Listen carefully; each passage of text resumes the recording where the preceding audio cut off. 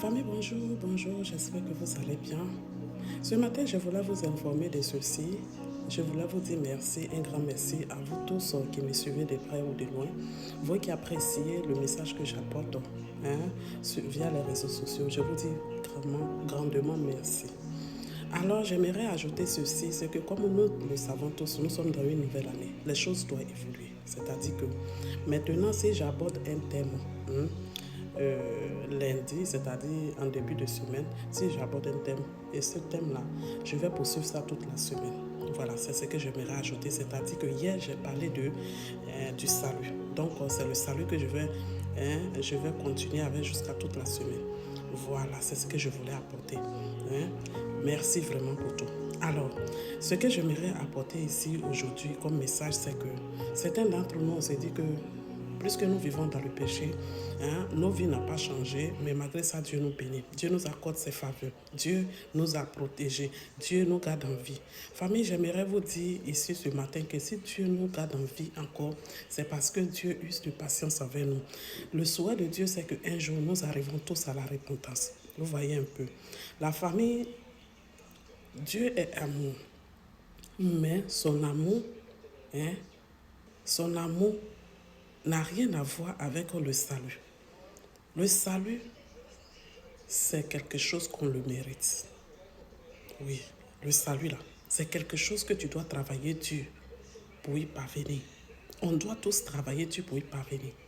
Comme je l'ai dit hier, la Bible déclare que le salaire du péché, c'est la mort. On sait tous que chaque jour que nous vivons, nous péchons.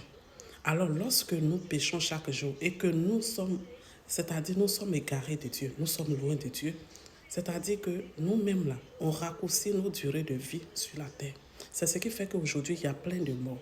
Oui, on s'étonne que les gens meurent comme ça maintenant. Parce que, Dieu, il use de patience avec nous. Mais plus il patience, plus il voit que tu demeures toujours dans le péché, tu te plais toujours, tu ne fais rien pour y sortir. Tu t'y plais dedans. Malgré le message que tu entends, tu fais sourd oreille. Alors que chaque jour, tes péchés te rapprochent vers la tombe. Donc, la Bible dit dans Jean 3, verset 4, Nicodème a demandé à Jésus qu'est-ce qu'il doit faire pour être né de nouveau, c'est-à-dire le salut, pour avoir le salut. Jésus lui a dit, en vérité, si quelqu'un de naît d'eau et d'esprit, il ne peut hériter le royaume des cieux. Né d'eau, l'eau c'est quoi? C'est la repentance. Quand tu as le salut, tu dois avoir la repentance. Les fruits de la repentance, c'est ça.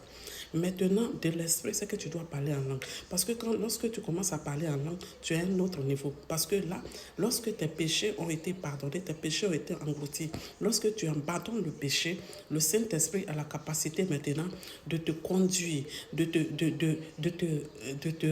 réveiller en toi ce qui est endormi, de te montrer, c'est-à-dire que d'agir puissamment en toi. C'est de ça qu'il est question. Donc, j'aimerais dire ici que le salut n'a strictement rien à voir avec les faveurs que Dieu nous accorde sur la terre ici. Dieu a beau te protéger, il a beau te sortir de la mort. Comme c'est que moi-même je l'ai dit, j'ai rendu mon témoignage. Il m'a sauvé de la mort lorsque je ne le connaissais pas. Pourquoi? Pas parce que les médicaments que je prenais, c'était plus fort, mais c'est parce que la main de Dieu était sur moi. Et Dieu, le but de Dieu, c'était quoi? C'était pour qu'un jour j'arrive à la repentance. Aujourd'hui, je rends gloire à Dieu. Vous qui me suivez, qui appréciez ce que je fais, j'aimerais vous dire ceci. Essayez de partager les messages. Parce que moi, j'apporte un message, mais ensemble, nous devons faire en sorte que les gens puissent entendre. Parce que ton partage là, peut-être que c'est ce que quelqu'un de ton entourage attend pour que son cœur soit touché, pour qu'il se ressaisisse, pour qu'il revienne au Seigneur, ou bien pour qu'il donne sa vie à Jésus. Vous voyez un peu, famille. Donc le message, de la manière ça te fait du bien, ne gardons pas ça pour nous seuls. Faisons en sorte que nos entourages entendent. Faisons en sorte que les oreilles entendent. Faisons en sorte de contribuer, parce que c'est une manière d'évangéliser. C'est une manière de toucher les âmes. C'est une manière d'attirer l'attention de l'un et l'autre que nous sommes dans les derniers temps. La vie sans Dieu, là, elle est rien. La vie vie sans Dieu, là, elle est vaine. Nous courons vers la pète, nous courons vers la mort, parce que le but, là, c'est pour qu'un jour, si nous quittons sur cette terre, que nous ayons un repos éternel. Le but, ce n'est pas pour tout chercher, tout avoir sur la terre ici, et puis, en fin de compte, lorsqu'on va t'enterrer, non d'abord ta chair périt, et puis encore ton âme périt. Ce n'est pas le but de Dieu pour nous. Le but de Dieu, c'est que nous tous, nous puissions un jour se retrouver, avoir le salut, avoir la paix éternelle au nom de Jésus. C'était le message que je voulais apporter.